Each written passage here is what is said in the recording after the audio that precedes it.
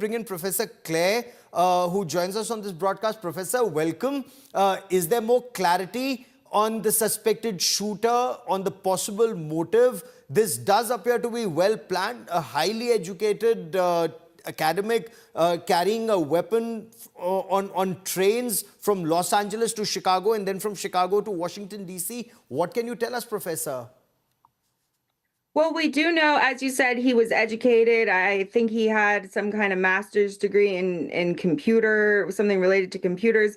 He, as you said, he traveled by train. We don't know yet where he obtained the guns, whether that was in Los Angeles or Chicago. I highly doubt he obtained them in DC. That's one of the most difficult places to do it, but it's possible.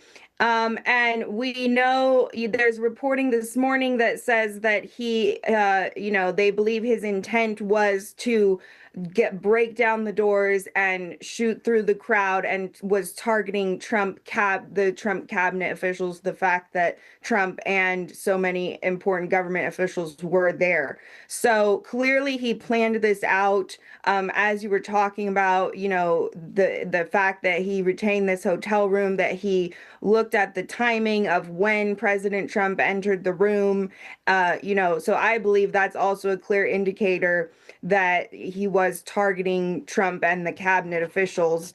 And, this person, as you were talking about, he's educated. He is somebody who had his whole life ahead of him. And so I think we need to look at how he was radicalized and what kind of environment that we have in our media, which has very violent rhetoric, that is radicalizing people who are, otherwise educated, employed, all of those things.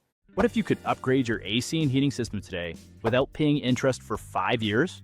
Total Comfort Solutions is offering a limited time 0 to 60 savings event.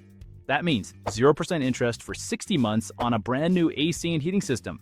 No large upfront cost, no high interest financing, just reliable comfort now with manageable monthly payments. What makes Total Comfort Solutions different? Years of hands-on experience, reliable systems, and a team homeowners trust. Real reviews, real homeowners, real results.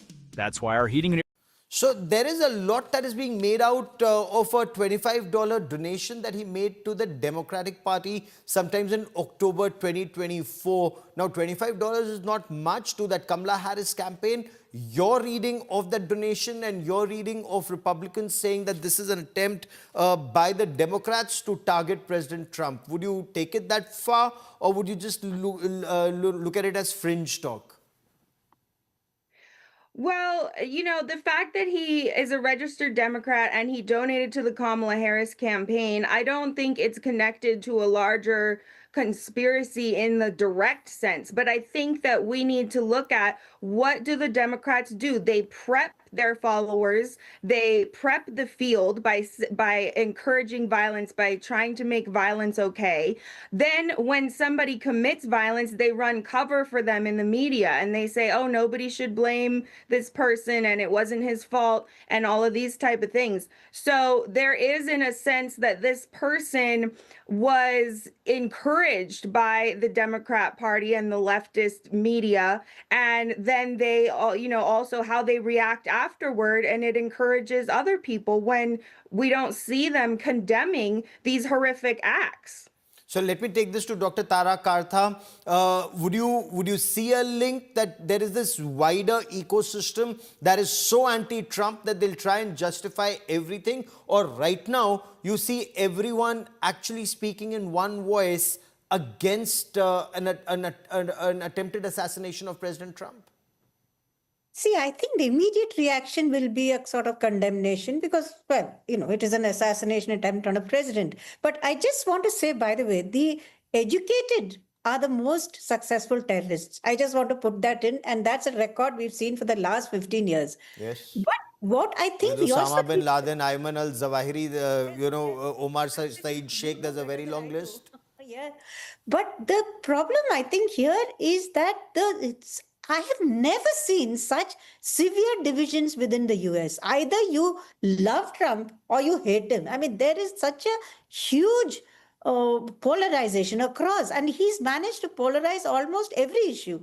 If you're talking the economy, you're talking of tariffs, you're talking of even abortion rights, you're talking of religion, everything has got polarized. So it's very easy for both sides. I won't say just Democrats. Yes. Both sides to stir up hatred and say, X, this is absolutely wrong. Iran war, I think, is also an additional issue. There's a huge division. And as far as I know, his own popularity has dropped 63%. Sandeep, So, yeah, you want to weigh in on this aspect about the educated and terrorism or picking up weapons? They are the easiest to radicalize and use? Oh, yes, absolutely, Gaurav. I mean, look at the 9/11 hijackers, for instance. The lead hijacker, Mohammed Atta, was an architect. Ayman al-Zawahiri, a physician. Yeah. The Osama bin Laden, a very successful construction engineer, a sign of a very wealthy family. So it is the very well-educated who are very easily radicalized. The poor are too busy making two ends meet, Gaurav. Or they end up being used as foot soldiers, like we saw in 26/11 in Mumbai, the Pakistan Army's attack on the city of Mumbai. But the fact is that, Gaurav, in the United States, there is a very big problem of the gun culture that we keep talking about. The US has just 4% of the world's population. It has 46% of the world's privately owned guns. That's a lot of guns floating around. So when there are disagreements in the US, Gaurav, when there is, political differences, people reach for their weapons. In India, of course, they only reach for their mobile phones and make reels. But in the US, it takes a very violent turn. And we've seen that in the past. We've seen it through the 60s. And I was looking at, RFK Jr. there and what would have been going through his mind. He's lost his... he lost his father, he lost his uncle, very sensational shootouts in the 1960s. Martin Luther King was shot. And then, of course, you have those two very equally sensational attempts on President Trump just about 2 years back. Heavily armed shooters, again, one carrying an AR-15, another carrying an AK-47 kind of thing. So US is, the political divisions out there, Gaurav, I mean, so let me bring in Professor Claire before I bring in, Sushant Sareen once again. Professor, would you look at this as a massive lapse in presidential security, whether it's perimeter security, a suspect checking into a hotel, apparently with multiple weapons, a shotgun, a .38 pistol, multiple knives? Is this a massive security lapse, especially at a time when a president is likely to be there who's been targeted twice in the past? Yes, and the fact that our entire governmental succession was there is also something, with the security. Of course, the president has been targeted, so that's the most critical threat. But the fact that, I'm seeing reports this morning, people are talking about we could have been facing a President Chuck Grassley. Chuck Grassley is an 80-something-year-old senator, because that's how many people down the succession line were there at that event in that same room.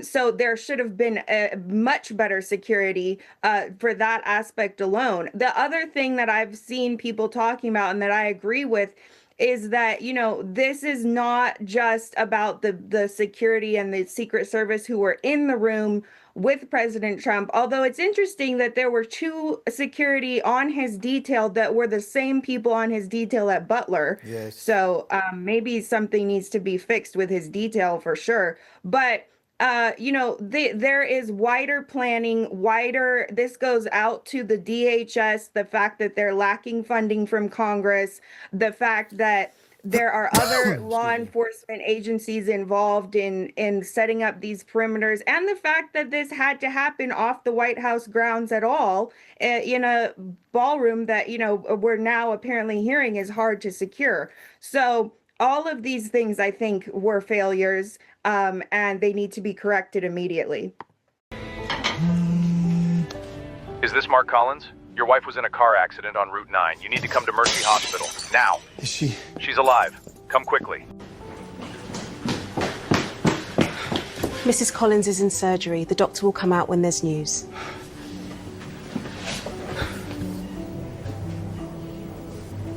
Mr. Collins, your wife is stable. The internal bleeding is under control, but there's damage to her spino. She needs reconstruction surgery within 30 days. Otherwise, she might not walk again. Mr. Collins, that procedure isn't covered by your insurance plan. How much? $45,000. I'll figure it out. Mr. Collins, based on your current credit profile and existing debt, we can't approve a personal loan in that amount. I'm sorry. What about a second mortgage? Same answer, sir. Mark, I wish I could. We're underwater on the house. I'm sorry. Talk to me, brother. 45,000 in 30 days. Or she might not walk. Mark, last year, you remember when I almost lost the house? Yeah, I remember. Lisa was working 2 jobs. I was about to get fired. We had nothing. I know, man.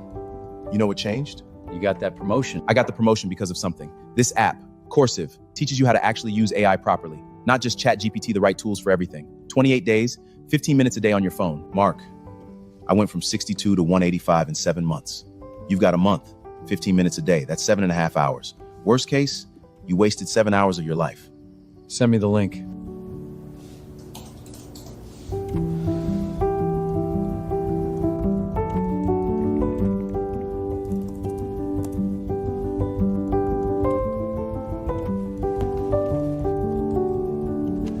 Mr. Collins, this is your business account? Yes. You opened this account 3 weeks ago. Yes. I'll need to verify some things, but this should clear within the day. Thank you.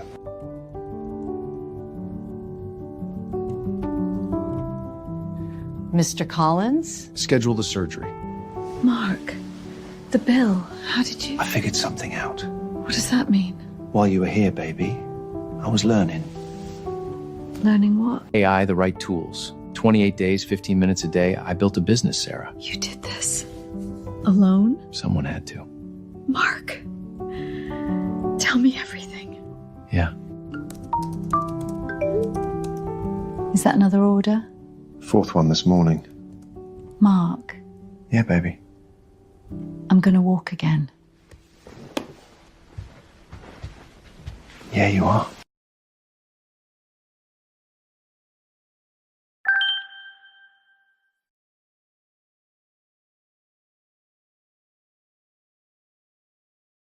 Remove your car scratches in 60 seconds or get your money back. Look, no cut, no Photoshop. We let the liquid flow into the tip of the pen, then simply apply it, and the polymer in the liquid fuses with the color and fills the scratch. Look, it's magic. There are over 10,000 verified reviews from real customers. The pen works on all colors and even on plastic. Look at it on blue. It works in the same way. The scratch disappears instantly.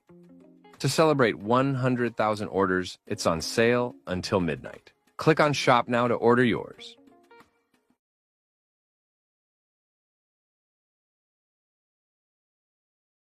For a moment, there's news that's just coming in. US President Donald Trump has renewed his call for a high security ballroom at the White House. President Trump has said what happened last night is exactly the reason that our great military, Secret Service, law enforcement, and for different reasons, every president for the last 150 years have been demanding that a large, safe, and secure ballroom be built on the grounds of the White House. President Trump has said that this event would never have happened with the military top secret ballroom currently under construction at the White House. President Trump has described the ballroom as equipped with the latest, highest level security systems, located entirely within secured White House perimeter, designed without overhead or adjacent unsecured spaces, built to host large events safely within the compound.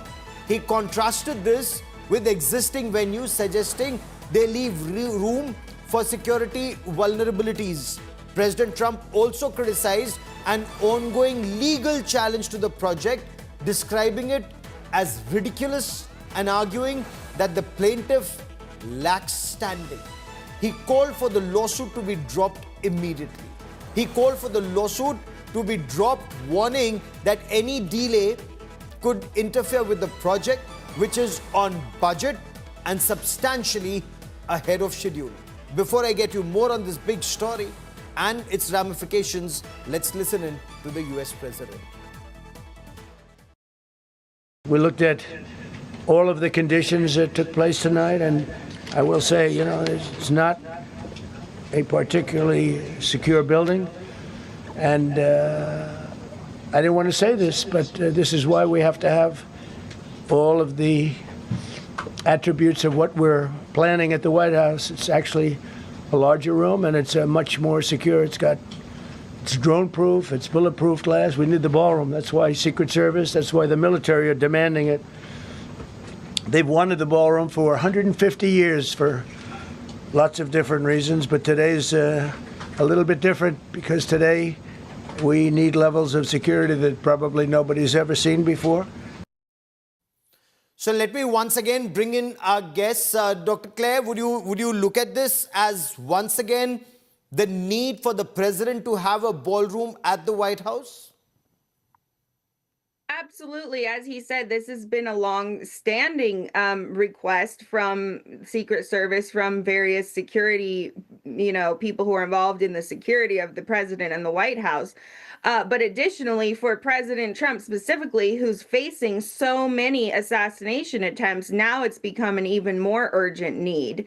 And, in terms of the, people say that President Trump uses these assassination attempts, or it's politically beneficial for him, and so now he gets his ballroom.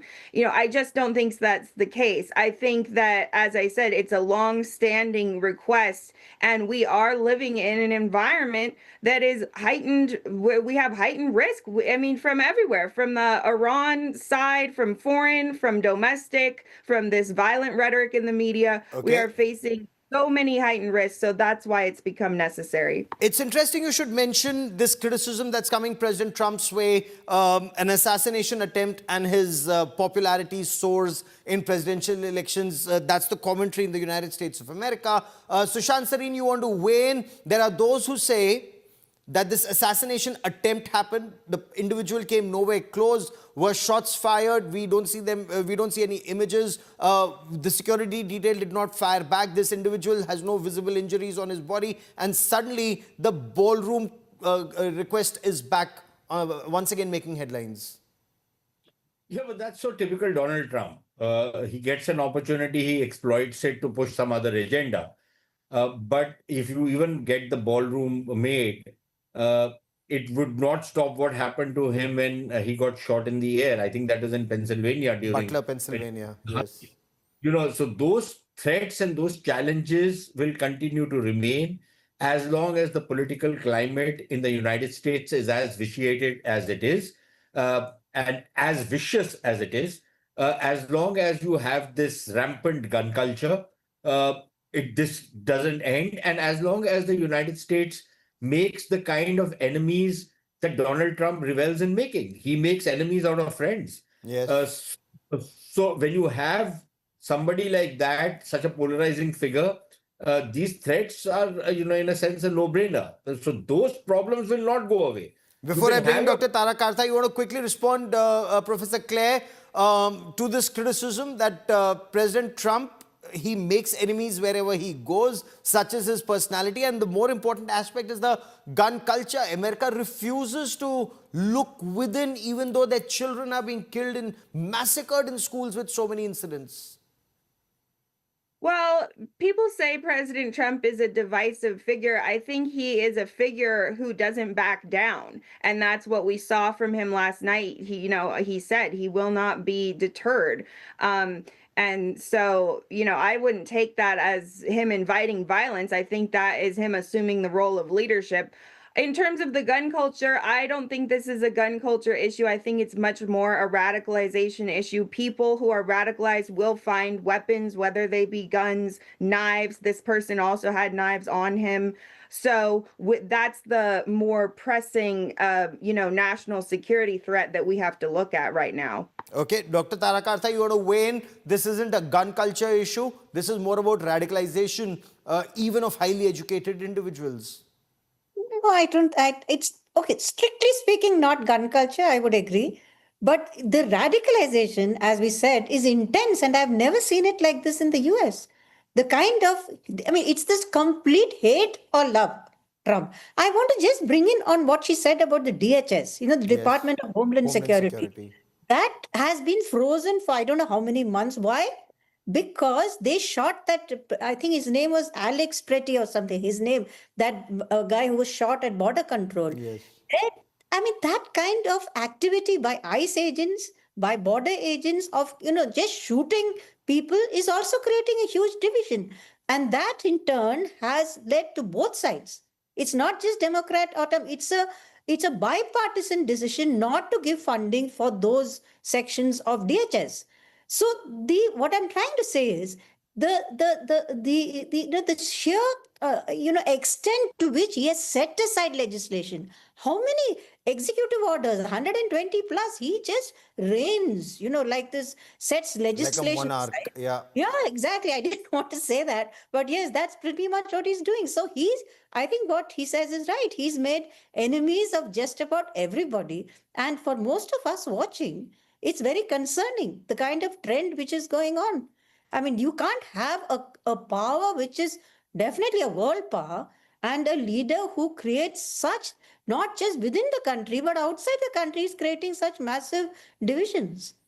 Indeed, and almost across the world, we are looking at what's happening, not just in West Asia, but also in East Asia, the trouble and the impact in East Asia. But Sandeep, President Trump's made a call that he wants his ballroom and he wants it now. And whoever's opposing it, one, they have no grounds to do that. And two, it would be far more secure for the president to have his meetings at that presidential ballroom. Is that a vanity project or a project that's much needed?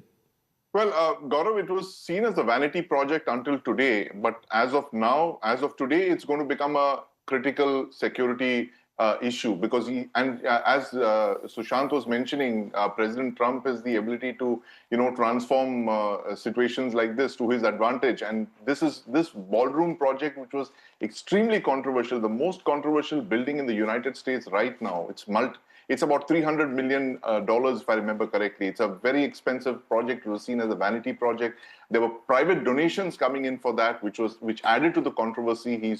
The president has pulled down the east wing, literally, of the White House to build this massive 60,000 square foot ballroom. But now, given the fact this very sensational, security breach, the Secret Service are going to push for a venue like this where they can completely control it. They can have their, White House presidents' dinners there, White House correspondents' dinners. All of those public engagements of Trump or the US presidents to follow will happen in a controlled environment like this, where you're not exposed to traffic. You don't have your usual hotel lapses of the kind that we've seen today. So I think this ballroom project is now going to, move very quickly, and it will happen in the next 1 or 2 years, Gaurav.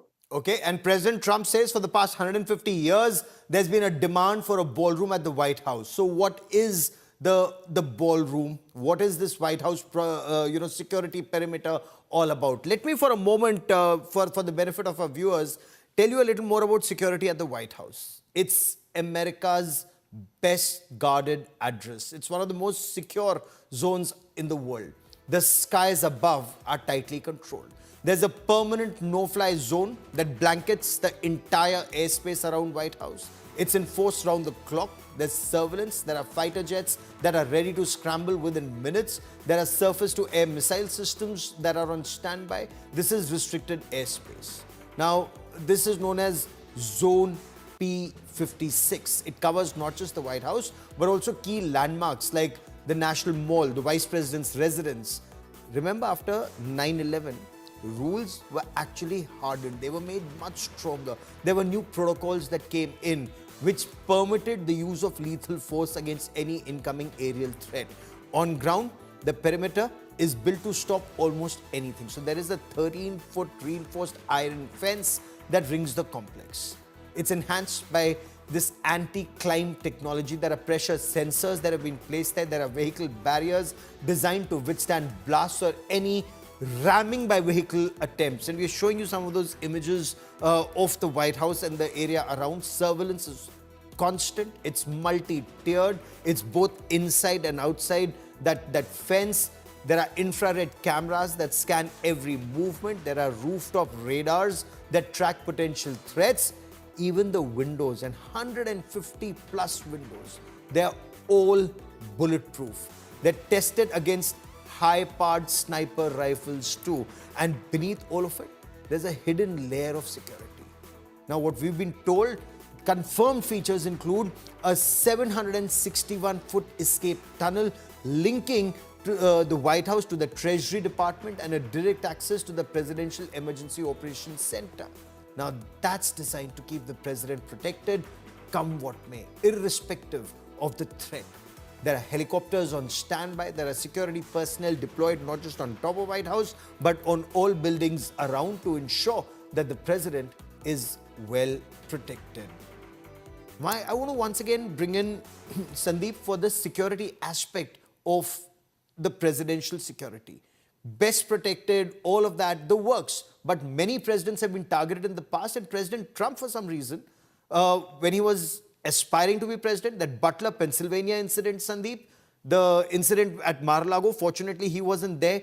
He seems to draw a lot of attention and hostile attention wherever he is, and this leads to questions about his security detail. In Butler, Pennsylvania, they were found wanting. Absolutely, Gaurav. I mean, that was a critical security lapse, because there you had a counter sniper unit sitting over there whose only job is to scan rooftops, to look for snipers, potential assassins.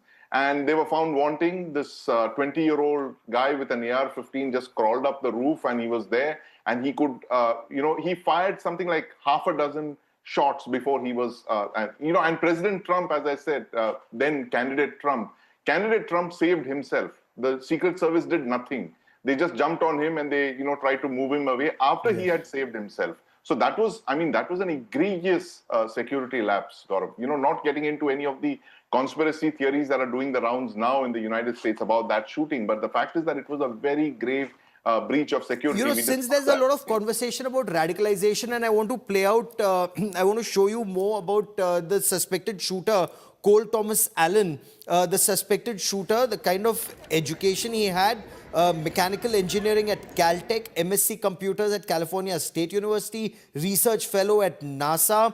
All of that, Professor Clare, would indicate a very evolved mind.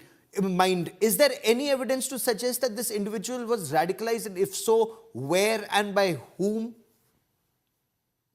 Well, that is the question that I very much hope that our FBI is going to take extremely seriously. When we look at these people, I'll come back to him in a moment, but when we look at the people who murdered Charlie Kirk, Thomas Crooks, and the guy in Butler, who, as we said, was very young, they had these manifestos, they found some markings, diaries, whatever, but they really we have not heard about the investigation. They haven't followed up, especially on the Thomas Crooks guy. So the FBI has left this lacking, and now it's showing as to why they need to take that part of the investigation seriously. With this person, we don't know how he was radicalized or what his motivations were yet. But if this was a domestic radicalization, the first place to look is the media and what kind of social media echo chambers that he was in that may have contributed to this type of radicalization and basically indoctrination that happens to these people. Okay. Dr. Tara Kartha, you want to quickly take the question on domestic radicalization or any information, because so far we do not know what his motive was at all. Some of the video games that he was making, there's speculation about the kind of games he was making, but again, no clarity from the authorities just as yet. I think that's, like we said, a very difficult guess. But considering that President Trump is now saying, no matter what, I'm going to go ahead with Iran, I don't see any linkage here unless what are his antecedents? Does he have some kind of faraway link to, the sheer horror of Iran is huge, by the way. The sheer horror of seeing people being gunned down. Maybe it's a moral issue. We don't really know. But the thing is, like I said again, the radicalization, it's a bad word in this case, because we normally use it for a different type of radicalization. Yes. But in this case, I think it is the sheer illegality of things which are being done. I mean, the whole Iran war is illegal, right? The things which he has been doing within the country is illegal. He doesn't run by the rules or by any presidential standards. So there is definitely within the country, regardless of left or right, Yes. there is a sense that things are not going well. Inflation, and he's got a ballroom going. So, as someone looking in from the outside, I'm like, this is not terribly surprising. So, and Sushant Singh, this would be a very, very difficult case as far as Kash Patel is concerned as FBI director, and there's the counter-terrorism unit that is investigating this, FBI's counter-terrorism unit. Radicalization, no open Iran link just as yet. Domestic radicalization, inflation, we have no idea what the motive could be. No, look, let's be very clear about something. And we are talking. So, of course, investigations have just started. Professor Claire, Dr. Tara Kartha, Sandeep Unithan and Sushant, many thanks for joining me. We'll be tracking the latest in investigations very closely and that question, how united are